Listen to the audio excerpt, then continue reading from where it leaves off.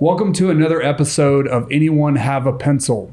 Today, my special guest is Andrew Ammons. Andrew is a friend, a real estate investor, property management owner, and Lord knows what else.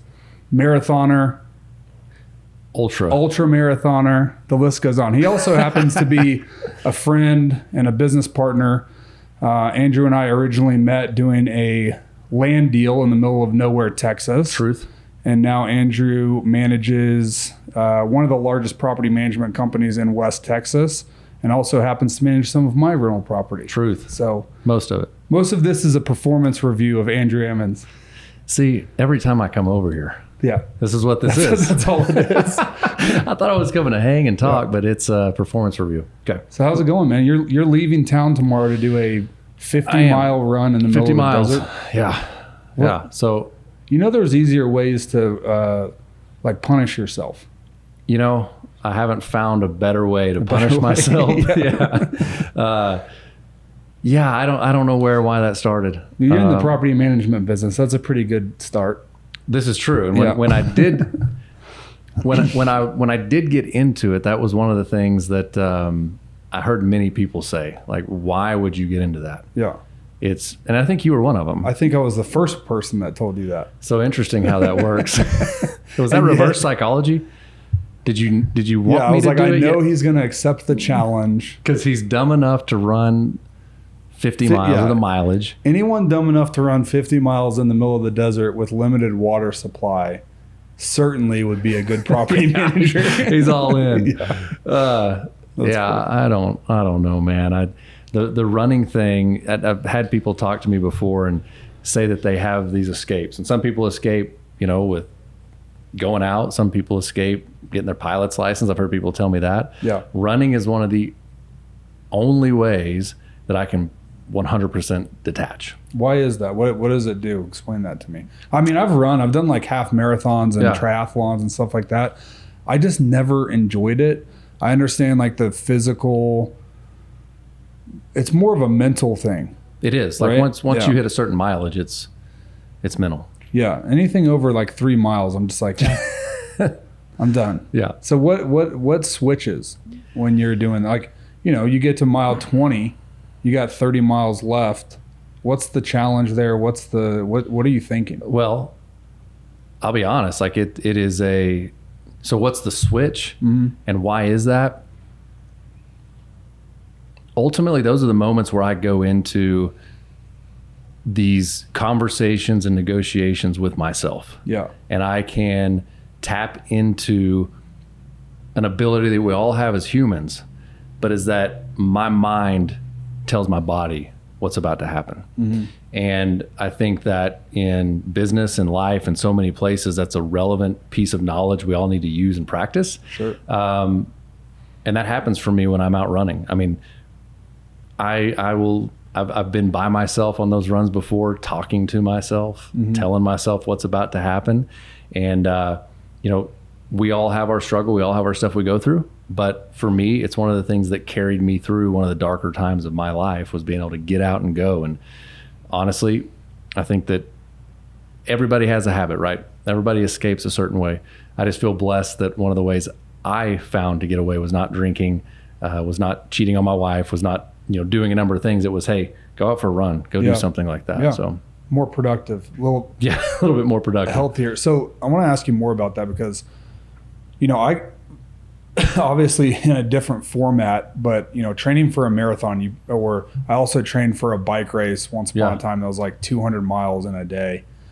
I don't know if I could do that, man. That's a lot. Bike riding it's hard on the hamstrings. And it's not something I enjoyed. It was a challenge I accepted. And on your ass. A previous, actually a guy that I worked for in Las Vegas, he was big into bike riding. Shout out to Todd Perriott. I love you, buddy.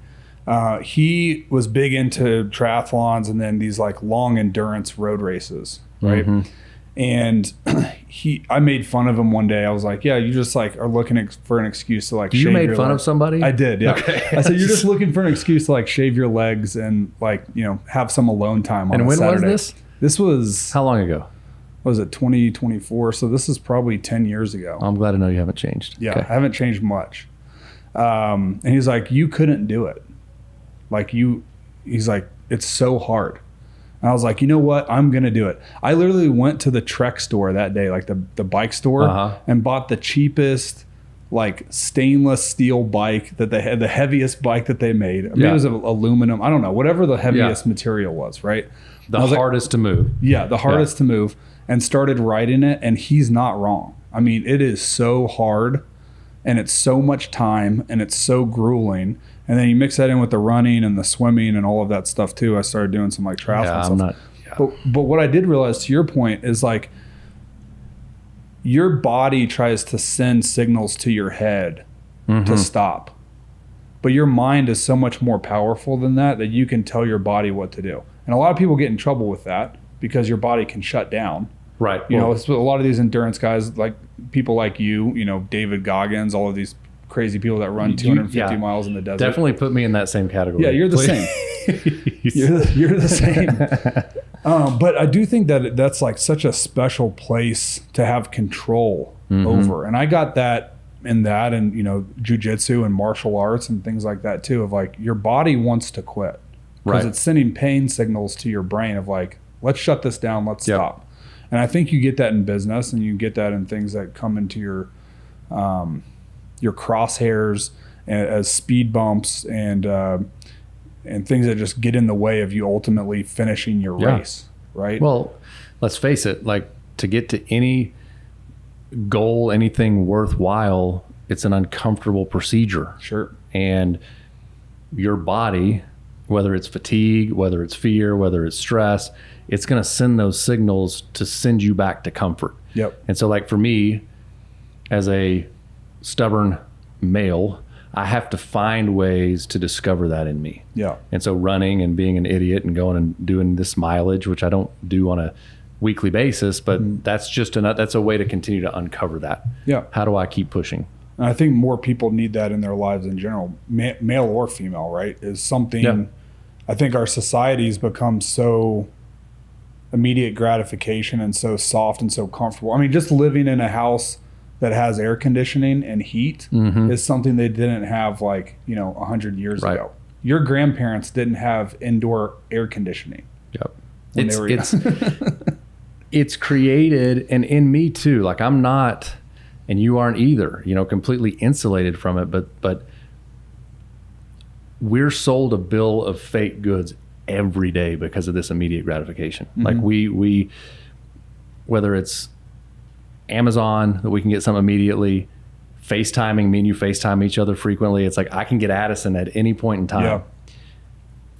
And our simple little minds translate that into business, into relationships, into our spirituality. And we do something for a minute. It's like, why am I not getting the goods? Why am I not getting the result? Yeah. It's interesting you brought up spirituality too. I was actually talking to my Stephen, the pastor at our church. I had him on the podcast too. And one thing I said, like my biggest problem with Christianity was that a lot of the ways that it's sold to people is that there's no personal responsibility for you to put into your relationship with God and relationship with Christ. It's sometimes, you know, these televangelists or just, you know, just trying to convert somebody into the church. It's like, if you just follow God and read the Bible, like your life is going to improve so much and you're going to have all of these amazing things. Like there's no accountability for like, you're still going to be tested. Right. You're still going to have to put your faith in him, and you're still going to have to persevere as an individual that God's given the ability to live this life that he challenges us with. Right. And so, and that goes into like everything else. You can't just sign up for anything, starting a business, starting a new job, going on a race, and just be like, everything's going to go great. Because as soon as something bad happens, you're going to quit. Your body's going to overtake your brain. Right. I would say that they missed the whole New or Old Testament, right? Because the Old Testament is filled with these covenants, these agreements. You do your part, God will show up and do his. Yeah. Right. And so for me, like, you're right. I don't guess I've thought of it that way, but it is most spirituality, and we're speaking about Christianity specifically, is sold as like this spiritual candy bar, and you're forgiven, and you're you don't have to do anything, it's just ask for forgiveness and all is well. Yeah. But that's not how I interpret the message. And like same. Christianity, whether Old Testament and New Testament, is filled with discipline is required, mental fortitude, faith. These are all things that you've got to put in. And if you'll put those in, God will bless you. And not every time. Yeah. Right? Yep. And I don't think that anyone that actually reads the Bible would have that opinion. Right? Like that it's just automatic. Yeah. That it's, because that's like the junk food. Like you're selling people junk. It's easy, accessible. You're going to get, satiated, but you're missing all the real nutrients from the book and the message and the Bible itself. Right. And so you read it. It's like, man, horrible stuff happens to a lot of good people in the Bible. Yeah, and the Israelites, like over and over and over again. Yeah. Like these people couldn't figure it right. out. Yeah. It's like me. Yeah. Over and over again. So how do you think, have you always been into endurance racing, and like, how did you push yourself before that? Or is that something you were like, I need that piece in my life, and you found that? Yeah, that was it. For me, I would say, okay, what is endurance racing, endurance running? It's mental. Yes, your nutrition needs to be on point. You need to have you got to have your physical body's got to be in shape.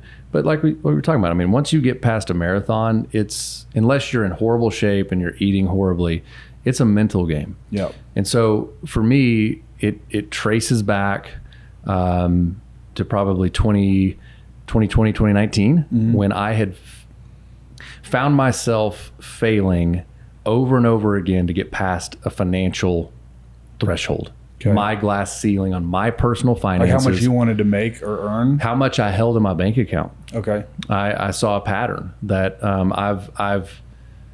I'm blessed with the gift of making money, but I'm not blessed with the gift of retaining money. I wasn't that way out of the gate. And so I saw this pattern with me personally financially, with my businesses financially. And there were a couple other things in life that I was just tired of like writing down and saying that I wanted to achieve, and I want this, but then never getting it. And so at one point, and money's not necessarily, or most people may not equate money or business success to mental fortitude and physical fitness and all these things. But about that time where I was just sick of it, I was like, this is enough. I'm tired of working through this pattern. A program came along, which some people say it's great, some people say it's not, but it was 75 hard, which people think that it's a fitness challenge. It's not. It's a way to gain ultimate control over your body and your mind. It's a mental fortitude situation. It's a discipline test. It is. Yeah. I mean, it's 5 simple things, 75 days straight. If you fail a day, you don't get to say, okay, I'm gonna start again tomorrow. Like if I was on day 5, you don't just start day 5 over again. You go all the way to day 1, which most people watching have probably heard of it. But for me, that's when it unlocked, because I said, there's clearly something deeper here. There's psychological, there's something I'm not doing. So once and for all, I'm tired of this. I'm going to prove to myself that I can do this simple thing, this challenge. And throughout that, learning how to just keep pushing. Sometimes I had to go do my second workout at midnight, after I came in from a flight or whatever it was. I started to see that like your mind is a powerful thing. Yeah. And if you purposely put yourself in those situations, growth is inevitable. Yeah. You getting the things you want is inevitable. Yeah. Like almost the switch of like looking at your mind as a muscle that you're training and giving it muscle memory of like, I'm doing this no matter what. Like I need to get that out of the way. Yes. And itch that. So I'm fascinated by I think a lot of entrepreneurs are in this category, and especially early on. And there's like kind of a delicate balance of like retaining capital and savings and being strategic about how you use that money to grow it, like water the plant that you've already started to, you've already put it in the ground, you put in some water on it, but like, how do you get it from plant stage to like a full grown tree? Right. So what was holding you back? What did you realize? You do the 75 hard, you become more disciplined mentally. What were you doing that was holding you back on the financial side to, not keep those retained earnings? And oh man, I'm still figuring that out. okay. But I think the number one, I don't know if I'm not going to point to 75 hard as being the answer. But I will tell you just an overall discipline when it comes to what I'm doing in the business. And one of the biggest things that I've learned, so many entrepreneurs, they make this negotiation or they make this conclusion that if I make this hire or do this thing, it will bring the finances to pay for this money I'm putting in. Does that make sense? Like if I go do this marketing or if I go do this thing, my biggest mistake that I realized was I was making decisions based off what I saw my competitors had. And how do I describe this or articulate this properly? I look at another property management company or another services company and I say, man, I want what they have. I want the success that they have. I want the size of business they have. Sure. So I'm going to emulate what I see from the outside. I continually made that mistake, which costs money, right? Whether it's wrap trucks, whether it's billboards, whether it's, whatever that is. I made the mistake of going and saying, well, if I jump and go have those things, that'll give me that success, instead of trying to look into the business and say, what did they do to be able to afford those things? You're seeing the loaf of bread, but not all the ingredients. Yeah, and that goes back to the immediate gratification, social media, the highlight reels that were served every single day. And so I know that didn't answer your question 75 hard, how did it relate to that? But I can tell you that through that realization and doing it the wrong way and serious financial pain, having to go through and work through, oh gosh, I made all these bets, I did all these things that didn't work out. It built I guess it was a combination. It built a conservative mindset around how we finance things in our organization, and also an unbreakable human being who knows there's always a way. So you put those two together and we're starting to experience a little bit of success here and there. So now what are you doing? So you have a, growing business, successful business. You're a real estate investor. How do you make decisions on capital allocation now?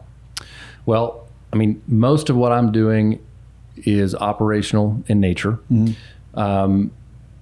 And so capital allocation for me, as long as it's completely integrated into what I'm doing, I'm for it. So historically, I would put money towards all kinds of things.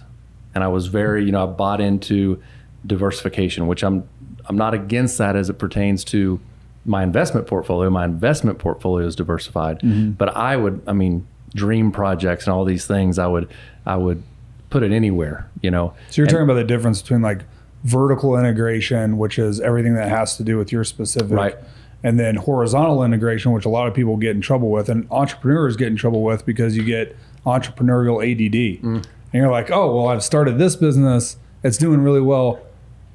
Look at this little, shiny penny over here. And I saw homeboy over here doing it and he's making a lot of cash. So I must need to get into that. Right. It's very, very hard to do that. Right. As you found out. Now you're vertically integrating. Correct. Which makes the most sense because every piece in that vertical integration feeds another piece. Right. So it's an investment, but it's an investment that feeds those other downline items. Yes. So to me, it's like, does it serve the overall purpose vertically of what we're doing? Is it in line? Will it feed something else? I want these things to be able to operate on their own, but I also want them to, the plus side is they feed somebody. So if I look at this, for instance, we're in property management is the main thing that we do operationally. I am doing some development work. We do often talk about, hey, what would it look like to have our brokerage be more on the sales side? So not just doing property management. I've had plenty of people come and say, well, why don't you are a brokerage in multiple states. Why don't you start selling real estate? You can make a lot of cash doing that. And meaning people's first home or luxury homes or all of that. And you know what? We probably could. We probably could go out and do that. I've got the experience with branding. But does that serve this vertically integrated machine that we're trying to build that is working to empower individual success stories in single family investing? No. Right. Doesn't serve the overall purpose. Yeah, and I think that that's the best way to do it. And I've gotten caught trying to letting myself. What'd you get caught doing? Yeah, just getting distracted with other things too, like that don't relate to my primary business. And it took me, lessons to learn that I need to make the very best sandwich, right? Like I want that one sandwich to be perfect that everyone loves. Then you start adding other items to the menu. Right. And those items don't need to be much. Yeah. I'm not selling sandwiches and shoes in the same shop, right? Yeah. I want the best sandwich. Then I want a couple more sandwiches. Then here's a salad option, right? So that analogy, as kindergarten level as it is like the most true thing though. Is like, and don't do it till you need it. Exactly. As long as you're selling a ton of those sandwiches, until all of the clients that are eating that sandwich are like, I'd like another sandwich, right? It's almost like you're waiting for them to give you your built-in demand for the supply that you want to give them. Or if your primary operating business, like it is for us, becomes you're not seeing the growth you want, and so you need to tag this on. So for us, we need more inventory. We need more homes. You need more properties. We need more property. Lease. We have we're leased up at one of the highest percentages in our markets. So I look at it, it's like, okay, where are we going to continue to gain units so that we can continue doing our good work? Right. We need to develop. Yeah. We need more partners. But that's the best problem to have, right? So let's talk about the property management business really quick. So what do you look for in an owner that you would represent? So someone comes to you and says, hey, I have a property, I'd like you to lease it. How do you interview them? Well, first and foremost, our business is centered all around build to rent BTR communities. Okay, so we have a very specific criteria for what we're looking to do because that's the way we best support people. So first and foremost, that's kind of like a qualifier for us. All of our marketing, everything that we've built is centered around new construction, build to rent communities. Single family duplex. That's why we're the best at it, because we're not trying to be the biggest property manager in Lubbock, Texas, or Midland, Odessa. We're trying to be one of the largest in the country in the BTR space. And that's a specific property for a specific tenant. And so first of all, that's who we are, and that's our space. When it comes to an owner, we'd like to see, like our ideal is somebody who is investing and understands that they're moving into this is a wealth building plan. We want to see people who are excited and have a part of their plan to buy multiple properties year over year, not because of the fee, but because we know that's how people win. We know, at least they got to be adding. Then you're doing a good job. If you're doing your job correctly, they should want to buy more property and have you manage it, right? And so when we look at this and we have somebody, it's not that we'll turn them away, but our fee structure is built in such a way that the best fees are for the people who are building their portfolio. And why is that? Our stated mission is to empower individual success stories. So the individuals we work with, we are there to not be a part of it, we're to empower that. So we can't do that well unless it's somebody who is looking to add properties. Gotcha. And what kind of information are you providing them to help them make that decision to buy their next property? Well, I mean, I think the most of that decision comes in the day-to-day relationship with our asset management team, right? So hyper communication, helping them understand their investment, helping them understand cash flow, putting in proactive measures for them to lower their costs, keep operating costs down. Those are the main things. I mean, we're not hitting them with a book or something day one saying, hey, here's what you do. We fortunately have very good partners that help with that. You're trying to help them add more units to their portfolio, right? You're over communicating with them, because there's a lot of people don't understand this too, but there is a responsibility on the owner when they own that asset to be responsible and to communicate with the property management company too. But you guys are giving them updates. Hey, your tenant, there's some maintenance requests here. Your tenant's 7 days late on their rent, or we have a new application for you. Here's all the qualifications. Those things are like par for the course. Right. When you're looking at build to rent communities, what are some of the market indicators that to you, it's like, okay, I'm going to take on that community versus say no to other communities? Is it location? Is it quality? It might be all of those things, but what are like the real key indicators to you of like, this is a project we want to take on? I think a lot of it comes down to the builder. I mean, a lot of it comes, who's our builder partner? Who's a developer on it? Yeah. Am I your best builder partner? Yes. You guys are by far the best. Zero warranty. It's good to hear that. Yeah. Zero warranty calls ever. Yeah. No, I mean, I think it comes down to the market. Where are we at? You know, is there a need for it? The builder is important because BTR, while it may be a new term for the general public, it's becoming popular. There's a lot of people in the game. There's a lot of people that are throwing up not good products. So for us right now, it comes down to, is it within our service reach? Is it something that we can get our hands around? Is the builder partner? I guess that's what it comes down to, the builder partner. Yeah. And what's their expectation? Just to share some of like the key metrics that I look for too, and we've had these conversations. So Andrew is a vital part of our business because when I look at a community, you know, I know my costs to build that property. Right. But what I don't know necessarily off the top of my head is what's it going to rent for and how long is it going to take to lease up and what is my target market for tenants, right? That can change, and we've made changes during construction to provide a product that meet those demographics. Right. But the biggest thing for me is if I'm looking at a 10,000 foot view of a market in general, the things that I want to see are, number one, a municipality reinvesting its tax dollars in the infrastructure of the community. So take Lubbock, for instance, or Midland, Odessa, or Missouri, right? They're building new schools constantly. Right. They are reinvesting tax dollars in economic expansion to try to woo businesses to the market, right? Which is huge, right? I want to see a strong local higher education. So you have Texas Tech, and you know a lot of the markets that we invest in have large campuses, and that they're retaining that talent after they graduate. Those are big indicators for me. You're educating your future workforce, you know, higher net worth individuals, and keeping that money locally instead of taking that, you know, education somewhere else and making that money. Right. And then the biggest thing is infrastructure of roads and logistics. So I want to see that too. Whereas like, which you point to Lubbock as just like a shining example of how to do that well. It really is. And I think it's I've said this so many times, but you know, I moved here three years ago, but we've been investing here for 8 years, and I could not be more impressed with how smart the city is with their tax revenue dollars.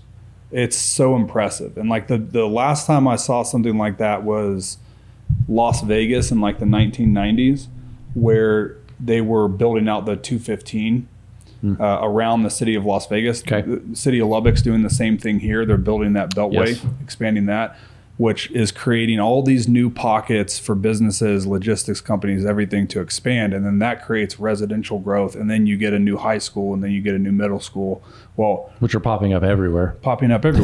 And how easy is it to rent property, right? That's a huge driver. And you know, that's a good point. So thank you for answering my question. You got it. Way better than my answer. Way better. Friends helping friends. Yeah, that's right. But that's a huge driver. When you look at that, and everything you guys build, I mean, all jokes aside, they're in such desirable neighborhoods. And that's what we're seeing. Like it's when you've got a community who's building new schools and it's attractive and people want to be there, I think we may, and I have to ask the team to confirm this, but I think we may have a couple of people that rent these homes outside of their primary home so they can have these addresses for their kids to go to school. Yeah. Isn't that wild? It is. Hey, nobody knows that. It's not a big deal. Oh gosh, my bad. Don't let the school district know. I'm just kidding.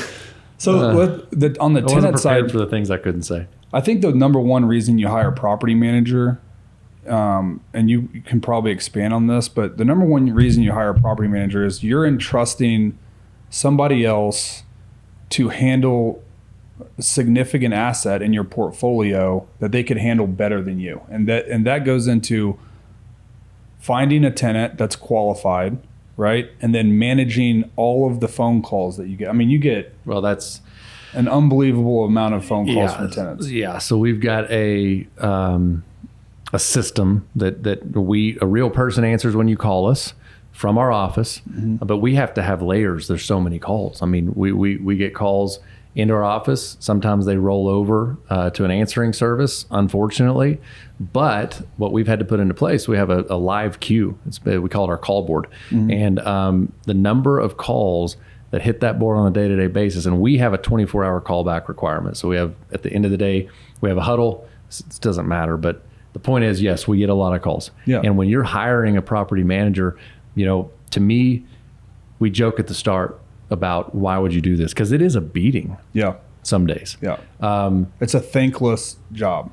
It is. Yeah. It is. And until you get that owner who you have truly made an impact, you've helped them build wealth, you've helped them, because let's face it, most people, I would think, because I was one of them, they don't really know how to move from trading their time for money to wealth building. Yeah.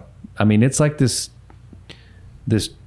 light switch that most people don't see. And real estate is a great path for doing that, right? Yep. And so it is thankless until you have that owner who's got 10 or 12 properties and you can see how they're achieving, whether it is tax efficiency, whether it's cash flow, whether it's setting up something that their kids can have. Like, there are those moments where we really do get to say, wow, we made a difference here. Yeah. But day to day, no.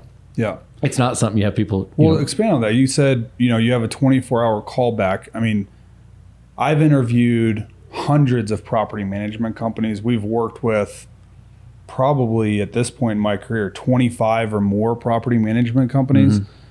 Y'all's system is so much more crisp and consistent than just about anyone that we've ever worked with. So even though you don't say, you're being humble about your business, but having a call back within 24 hours is rare. You guys are responding to people, very quickly.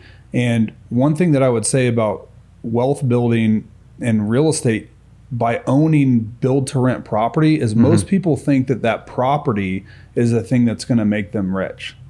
Like, if I own that property, it's going to appreciate.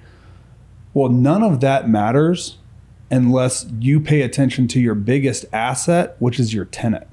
Your tenant is your asset. Your tenant's the one that's making they're stroking the check. They're stroking the check that pays down your principal. They're the ones that are taking care of the property when you're not there. And you guys are a stopgap for letting anything go wrong on that. And this is not. Here's what's important for people to know too, is that tenants don't necessarily rent the bricks and sticks. Yes, you need to have a nice home. Yes, it needs to be cared for. Yes, it matters what school district. All these things matter. Yep. But I'll tell you this, there is a culture amongst tenants. They know who to rent from and who not to. Yeah. And while, yes, as an investor, I don't want to ever have to spend money on maintenance. I don't want to do these things. And this is like the tightrope we walk, right? Yeah. Because we as a property manager, we need to protect that asset, the tenant. We have to create a culture in the communities in which we serve that people know, hey, if you rent from AMRR, they're going to take care of the service tickets. Yeah. It's going to be clean. You're going to have somebody you can speak to. Yep. It's critical, and people know the difference. So I've experienced this since I've been in the business, where I hear people talking, they don't know that I'm in the business, and they have their list who to not rent from. Yep. And there's many people that are on that list. Sure. And all of you real estate investors out there that are listening to this, the other piece of advice that I would give, if you get the right property manager and they're taking care of your asset and they're taking care of your tenant, stop arguing over pennies on the dollar of what something costs. Because the most expensive thing that's going to happen to you in owning build to rent property is a vacancy and a tenant moving out. And your property manager, or you, if you're self-managing that property, pissing your tenant off to the point where they don't care about you anymore. They have nothing left to lose, and they will ruin your property before they move out. So why do we see in the Facebook groups, which we often monitor and we utilize for marketing, why do we see individuals who are looking to rent saying, I'm looking for a property for rent from owner only? Why do we see that? It's because so many property managers treat these have people. Burned them. Yeah. And some of that also is critical. It's crippling. But I would say, like, AMRR is not the cheapest property management company, but that's for a reason. It's because they keep the tenants happy, they keep them in place, and a tenant renewing their lease every year for 5 years is the biggest asset that you could hope for in owning a rental property. Sure. Yeah, and guess what? They took care of all of that. They replaced my refrigerator if the refrigerator went out. Whatever it is, whatever the maintenance issue is. Stop getting caught up in the fact that costs you $50 to send them out there to do it, and they did it fast. Maybe it costs $200 to send a tech because you wanted it done in 24 hours. Stop worrying about that, because guess what? When they renew their lease and you push the rent by $100 for another 12 months, you've made that money. Right. And you can put that money towards paying your principal down faster. So are you seeing, I guess you're speaking that, so you from your seat see a lot of that. Yeah. I see a lot of it from investors that I deal with that are our investors, and just having to, coach them on that. But I also see it from a lot of investors mainly that come to us that have bought rental property in the past that have had bad experiences. They've been so burned in the past that they are so hesitant to pull the trigger on a new investment. And the top three things that I see in that are, number one by far is I bought a property with seller financing. Okay. So they overpaid for a property because they couldn't qualify for a loan, or they didn't want to go out and get a loan, which we do that all in-house, right? We have all of our own financing. Vertically integrated. So every single client that comes to us gets access to our network of 180 different lenders that we can get you specific pricing on. But number two, and a very close number two behind that, is they hired the wrong property management company and they were not active participants in their asset. So they trusted the property manager was just taking care of everything. They weren't checking their statements. They weren't calling. Like, how often would you say a client should have an update from you? At least once a month, right? If not more. Absolutely. Right? Yeah. So if you're not actively participating in that investment, the property management company it's like hiring a good lawyer, right? Yeah, but you still have to manage your attorney. You have to manage your attorney. You have to check in with them. But only 1% of attorneys in the United States, or real estate agents or lenders, are worth the fee that you're paying them. There's 99% of them that are horrible that shouldn't even be in the business, right?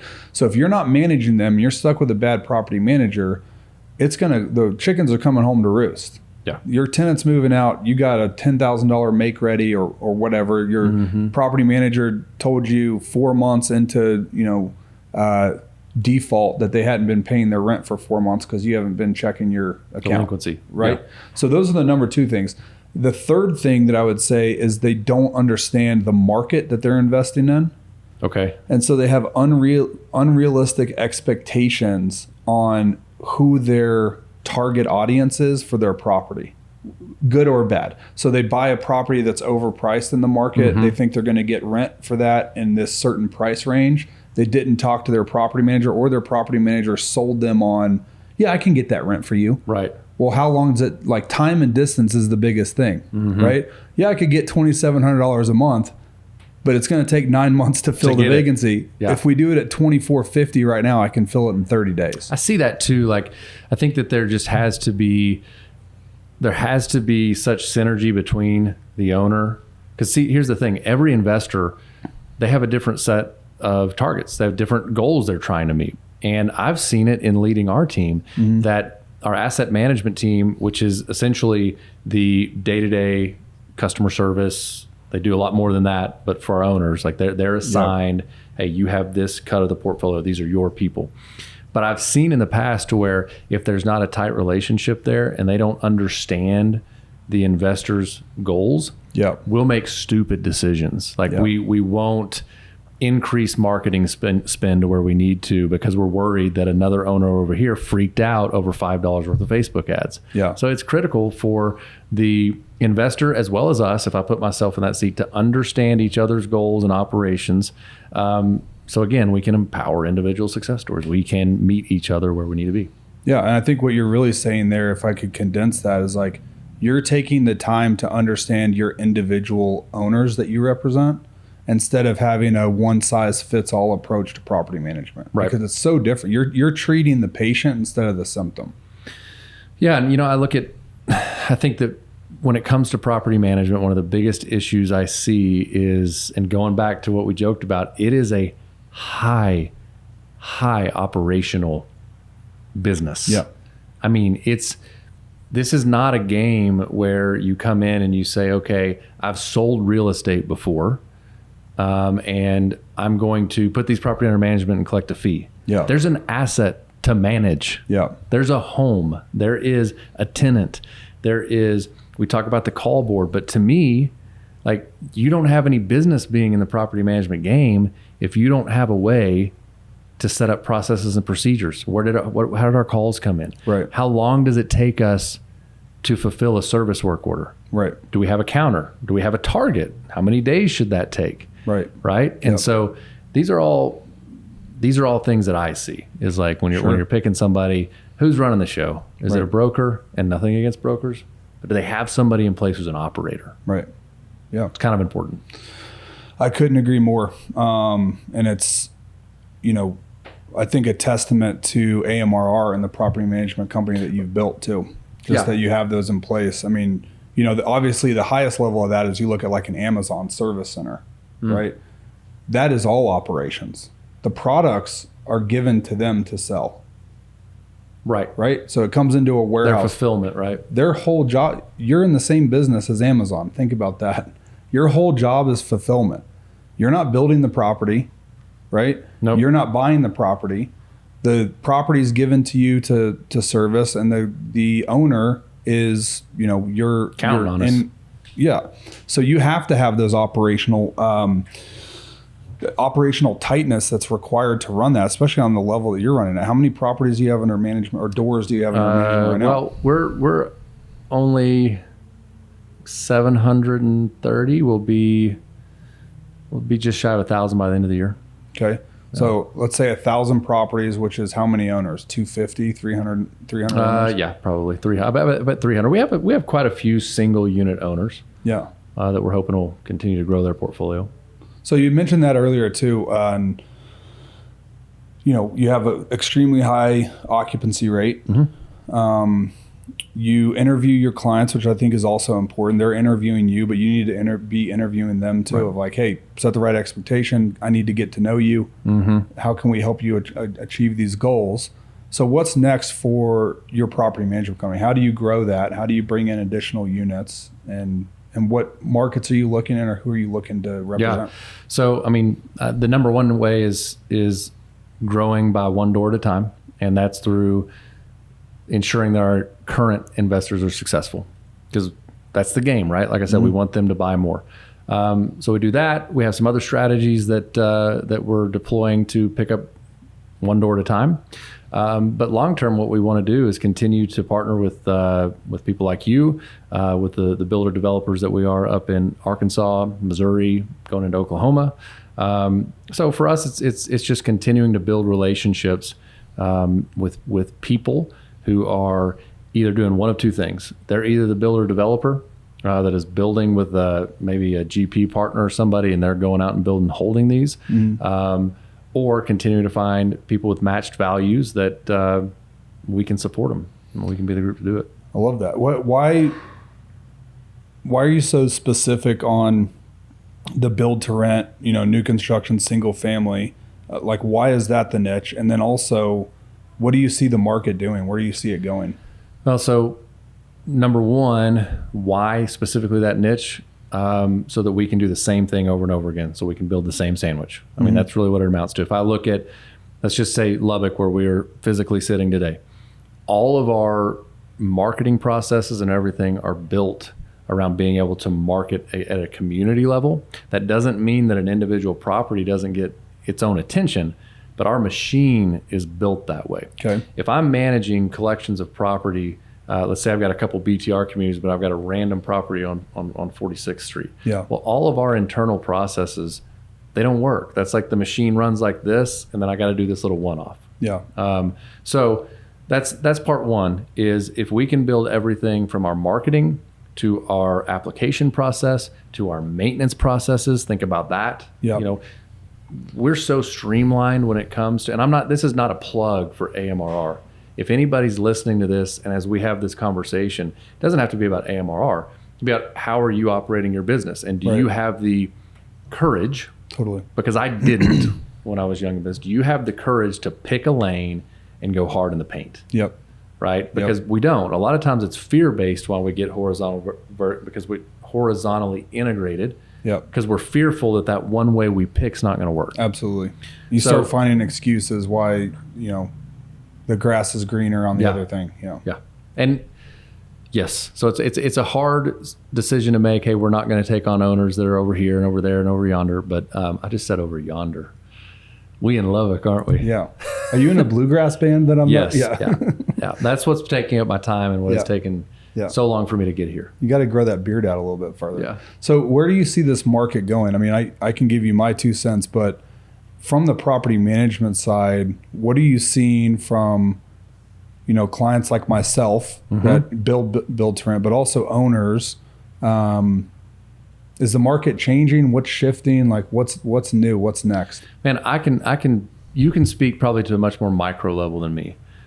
What I know and what I see are trends and patterns with humans. And what I know is that regardless of if we like it or not, we're moving to a society where people want to be more fluid. They want to be more mobile.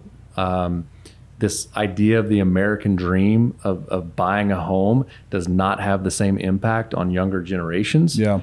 It just doesn't. So I think we can look at micro level economics and we can talk about those markets, but I think the most successful people in history have looked at patterns and trends over time, and they've tracked those across generations. Yeah. And so what we're seeing right now with the baby boomers moving towards retirement, and what we see right now with millennials and youngers living more of this transient, more of this flexible, and quite frankly, inability to save money. Yeah. I don't know the upward limit of this BTR situation, because this is what people want. It's not only it's what they can afford, it's what they want. Yeah, I agree. There are people in my office who are of that age. Yep.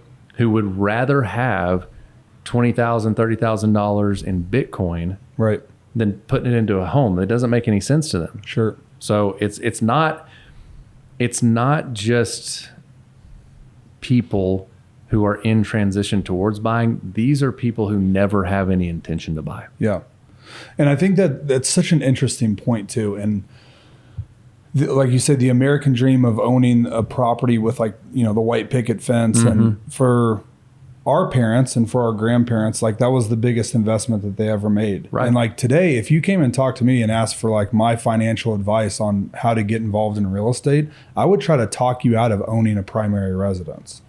I think that a primary residence is an amazing store of value, but it doesn't make you the same return that your cash could be doing somewhere else. No. And I've struggled with that personally, to be honest with you. Yeah. And I think that regardless of if you own a primary residence or not, you should own rental property, because we're turning into the middle class, and the amount of people that can own real estate is going away. The only people that I own see it every day, right? And the only people that are buying build for rent communities, fortunately, my company is one of them.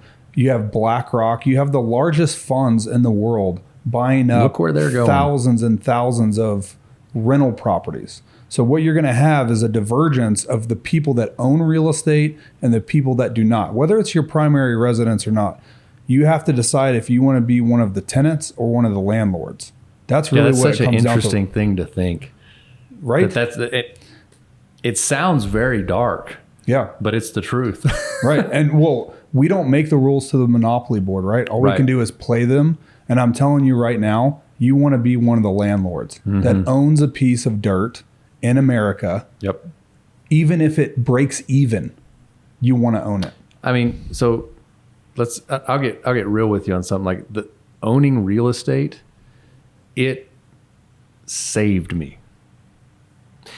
If you can have the discipline to invest and to hold, you're right. It doesn't have to cash flow, but I am not sitting here today without scars, and neither are you. Yeah. From business. 100%. I can tell you that the darkest time that I went through with a previous business, had I not held real estate that was cash flowing and I could also go back to, and I know this is everybody's worst nightmare. Yeah. You don't want to have to do this. You don't want to have to utilize some equity in it to get yourself out of something, but I've had to do that. Sure. And to me, it's a beautiful thing. Yeah. You know, you get into that. If it's not, you don't do it with that intention, but I can speak as to me, somebody who's been through that, like, yeah, it's a tangible asset you want on your balance sheet. Absolutely. And I don't think that you and I are different than most of America. I mean, stuff is going to happen. We have those battle scars for a reason, but everyone has a scar.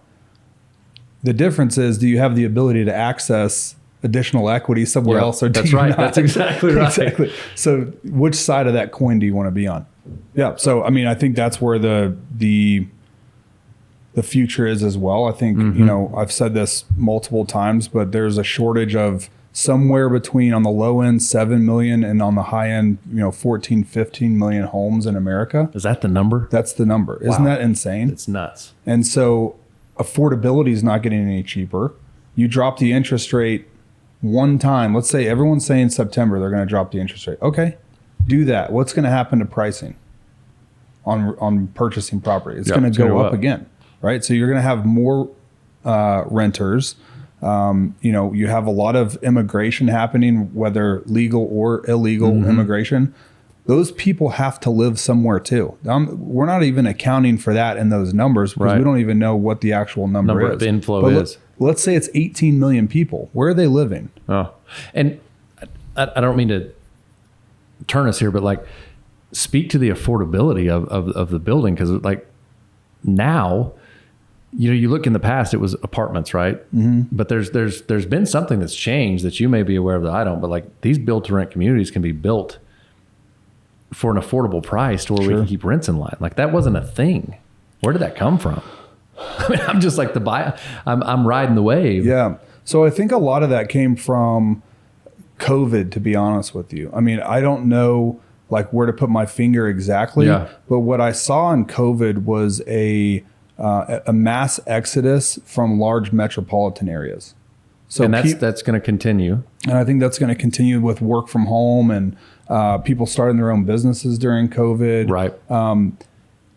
There's something to be said where, I think back in like the 30s and 40s, you had all of these people moving away from their farms and from the outskirts of town into these major cities. And you had this like massive industrial revolution and everyone going into the city to work and all of that stuff. Cycles, right? Yeah, cycles. But now you kind of have it in reverse. So, if I'm an engineer or I can work from home and I'm a tech guy or whatever, why do I need to live in downtown Chicago? Why do I need to live in Dallas? Why do I need to live in Houston when there's all of this land available? I'm starting a family, or maybe I'm not starting a family, but I want more space. I want to go somewhere that's safer, that my kids can go to a good school. And so you see this like disbursement. Well, there's not high rises to rent in all of these communities. Like, look at Lubbock. There's no high rises here to rent, right? So what do they want to rent? They want to rent single family homes. They want to have a yard. They want their dog to play. I mean, that's so one of our fastest growing and quickest leasing up, whatever, communities is in Gentry, Arkansas. Okay. 45, 50 miles outside of Bentonville. Yeah. There's no reason. No, I'm sorry. It's Decatur. There's no reason. We have one in Gentry as well. But there's no reason to be in Decatur. Now, it's close to Simmons. It's close to Tyson. And we really believed when we took this project on that we would get a lot of renters from Tyson and Simmons. Tyson Foods. Tyson Foods, Yeah. yes. Because we're not getting them from Walmart, even though Walmart's in Bentonville. I mean, we're way out there. Yeah. We really believe that that's where they would come from. But I don't have the figures with me, but 60 to 70%, they work from home. But they love the scenery. They have this fence. They have this yard. Yep. So to your point, I mean, I've proof in Decatur, Arkansas. Right. You got to be nowhere. The thing that's crazy about that too is, you know, you and I are talking about individuals right now, like Right. individual workers or work from home people. The other mass exodus has been corporations from major metropolitan areas. I mean, you see on the news last week, Tesla's leaving California and moving its, or not Tesla, I'm sorry. SpaceX Tesla already moved and X. SpaceX and X. SpaceX, do you do X and SpaceX or SpaceX and X? It's SpaceX and X, and God knows whatever other companies Elon Musk starts. But Tyson Foods was one of those. Tyson Foods was headquartered, I believe, in downtown Illinois, or a major metropolitan area in Illinois. They relocated their entire headquarters to Arkansas, right, or Missouri? It's Arkansas. And on the Arkansas side. I don't know if it's their total headquarters, but they're up there. And then Simmons Foods, which is huge too. Yeah. Anyways, they produce something like, somebody's going to fact check this, but it's like 56 billion pounds of poultry a year in Northwest Arkansas. Something unreal. That's a lot of chicken. It's a lot of chicken. But I think you're going to keep seeing that too. I mean, and as you know, the GDP of the American economy grows and these companies get bigger, where can you buy land for inexpensive? And isn't that cool though? It's like, it used to be from a development standpoint. I wasn't in development, but like, yeah, these major metropolitan areas, and you were at the mercy of being able to find the right deal. And not to say that there's not value on finding the right deal, but gosh, we're in this world now to where, because of technology, people can make a decision. I'm going to live way out in South Lubbock near this school that they're probably going to build, because I don't have to go anywhere. Yeah, I want to live in a state that has low taxes, Texas, Florida, Nevada, right? I want to live in a state that has low taxes, low corporate tax, and I want to live in a state that has law and order and a justice system that will protect my company if I get in hot water. Yeah. Right? That was the mass exodus from all these other states. And you're seeing, and Missouri is one of them, Arkansas is one of them, Tennessee, right? So when you're looking at property from that angle too, you know, that's really the 10,000 foot view. Right. It's like, what's happening in American politics that's causing these corporations and these individuals to seek safe haven in business friendly states with low tax haven, and that have relatively inexpensive land for them to, you know, reach their American dream. Yeah. And it might not be owning property, but if I can rent a property on a quarter acre with a yard and dogs, and it's cheaper quality of life, better quality of life, I should say, but cheaper cost of living, why would I not, you know, leave Chicago for that? Yeah. And they do. Yeah. I mean, I'm one of the reasons that, you know, I am that guy. Yeah. I was in downtown Chicago and I left and moved my family to West Texas for the exact same purpose, for the exact same thing. Here I am. So let's talk about real estate a little bit more too. So are you still buying real estate? You said you're working on some development deals. So what's that look like in your day to day? Yeah. So it's a number of things. So I am still acquiring real estate. But most of my focus right now is on the operational business and then the development that we're working on now. Okay. And that goes to, some of that is to feed my need to be creative and to shape things and to do things. But it also goes back earlier to my need to build our business. And so any opportunity I have to bring on and create and bring on more doors and help facilitate people being able to buy, that's where I'm at. Are you building property to lease it or to sell? We're flexible on the development we're on now. Okay. The first one I'm on is in a small community, which you know, and we're staying flexible. If people in the community need the homes, we'll sell them, but we're building them in such a way that they'll be available for people to rent as well. Gotcha. Yep. I love that. I mean, there's a lot of strategy in that too. I mean, you could end up let's say you have 100 homes that you're building, right? Your profit is probably all in the last, if I was going to guess, 25 homes, right? So you sell the first 75 homes, and I've done this strategy a couple of times, and it's fantastic. You sell the first 75 homes, and you just keep rolling the profit down the line on your construction loan, and you end up owning the last 25 homes free and clear. Right. Right?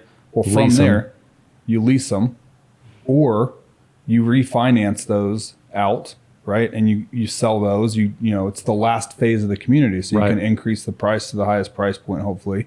But ideally, you hold them. You never sell them, and that's where real wealth. You know, you talked about this earlier. Is like where wealth is built in real estate. The wealth is built in real estate by never selling your assets. Yeah, that's the truth, right? It's like, and same in stock.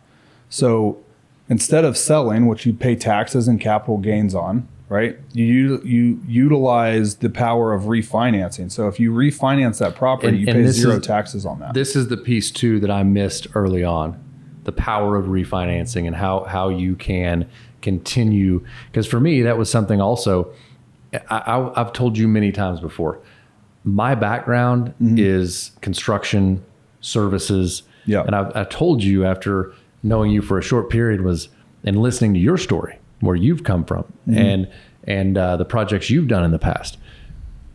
You know, I wanted to kick myself in the head. Like, why was I building for other people? Right. Why was I not building for myself, or at least something that built? So like for me, building wealth and investing, I guess I just wasn't exposed to it early on. And most people aren't.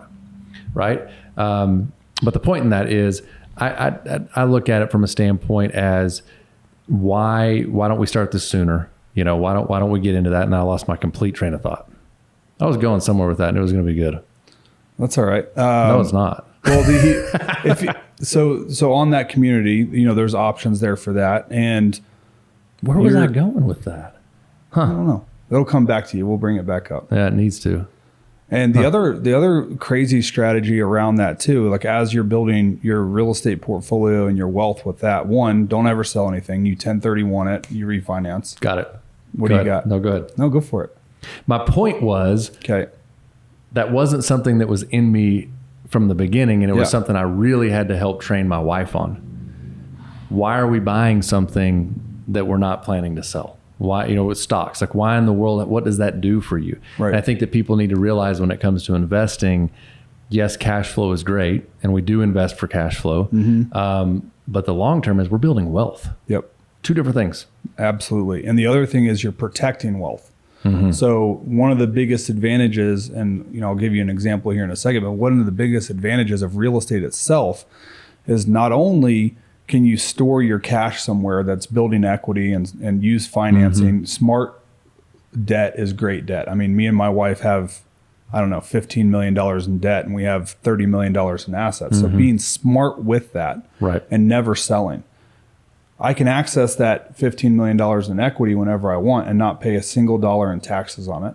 But the main benefit is you have a wife at home, and if you have a husband at home that is not a W-2 wage earner, you can qualify them as a real estate professional. So this is something new to me that I learned too. Yeah. So you qualify someone as a real estate professional. I believe it's 750 hours a year in real estate related activities. And that is checking in on your rentals, flying to go see property, looking at Zillow. I didn't know this, by the way. This is how dumb I am. Yeah.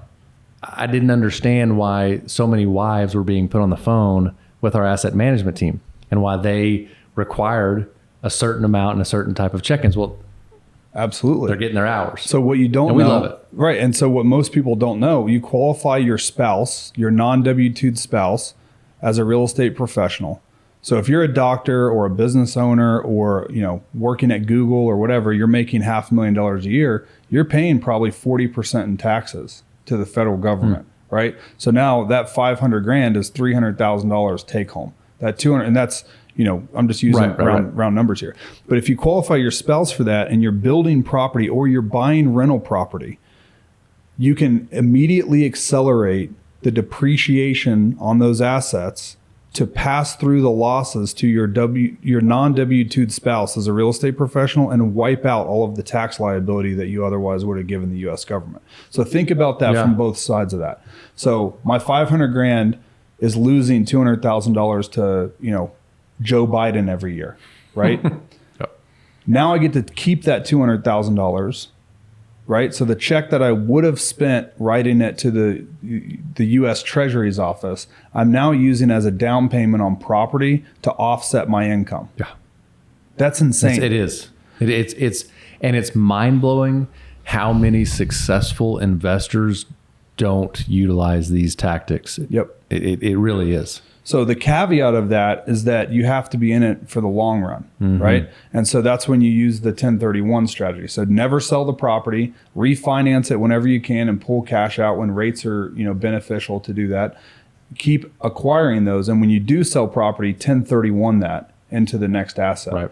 And so, Donald Trump uses that strategy. I use that strategy. Me and him are the same. I haven't been shot in the ear. I'm very similar to Goggins, and you're very similar to Trump. Yeah, you're David Goggins. I'm Donald Trump.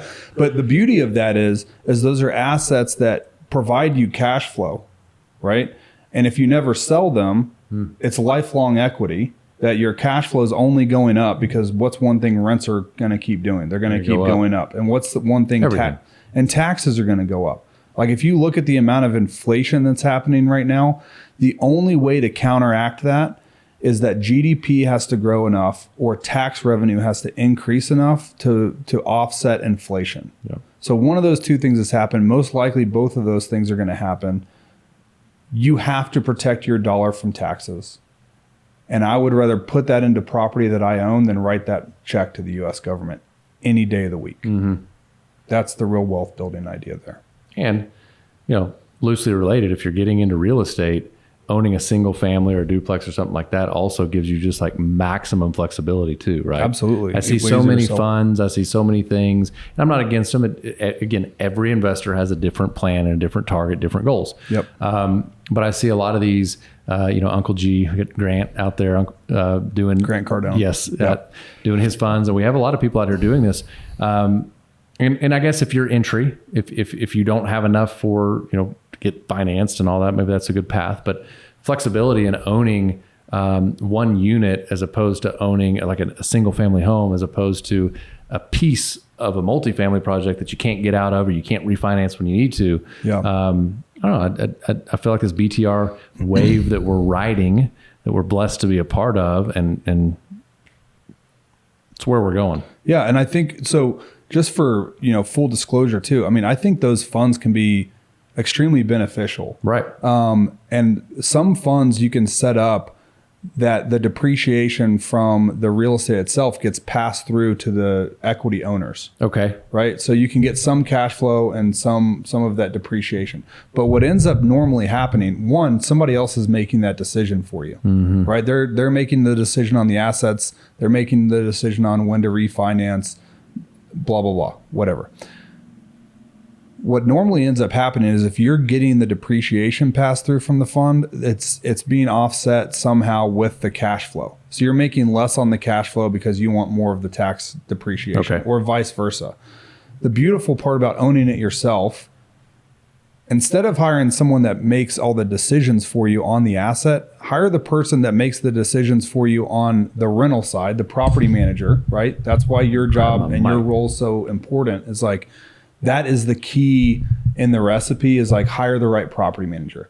You made the right decision on the purchase. You get to make the decision on when you refinance, and 100% of that depreciation goes to you as the individual, instead of sharing it with a group of a bunch of other people. Right. Based off of your pro rata share of how much you put in. Is this the point of the conversation where we address the fact that we're dressed similar? Yes.